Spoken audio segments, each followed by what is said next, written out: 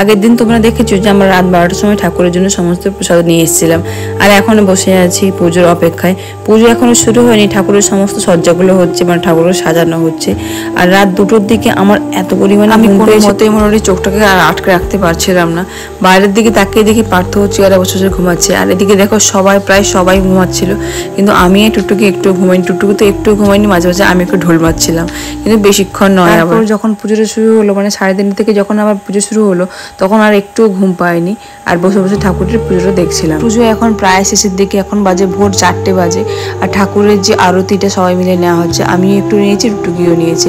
এরপরে সব জ্বালানো হবে আর পঞ্চপ্রদীপটা সবাই মিলে আমরা জ্বালাই 2টো পঞ্চপ্রদীপ। তারপরে হবে দণ্ডি, তারপর দণ্ডি দেওয়া শুরু হয়ে গেছে মোটামুটি। এরপরে হবে ধুনো পোড়ানো, আর এই পঞ্চপ্রদীপটা জ্বালিয়ে নিচ্ছি আমি, টুকটুকি সবাই মিলে জ্বালিয়ে নিচ্ছি।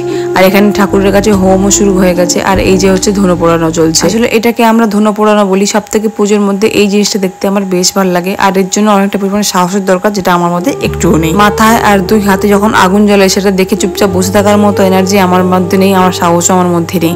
সব পুজো শেষ হয়ে যাওয়ার পরে অঞ্জলিতে বসে গেছি আমরা। তারপরে হবে এতগুলো বাচ্চা লুট, সবাই বসে গেছে লুটের। আগের বছরগুলো এর থেকেও বেশি করে বাতাসা লুট হয়, কিন্তু এবছর একটু কম, কেন জানি না। আর আমরা অনেকগুলো করে বাতাসা করে, প্রত্যেক বছরই আমরা বাতাসা করি, কিন্তু এবছর আমি করে বাতাসা করতে যাইনি, কারণ ঠাকুরের কাছে আমরা বসেছিলাম। পুজো দেওয়ার পর প্রসাদ খেয়ে বাড়ি চলে এসেছি, আর মুখের অবস্থা দেখে বুঝতে পারছো কি অসহায় অবস্থা আমার।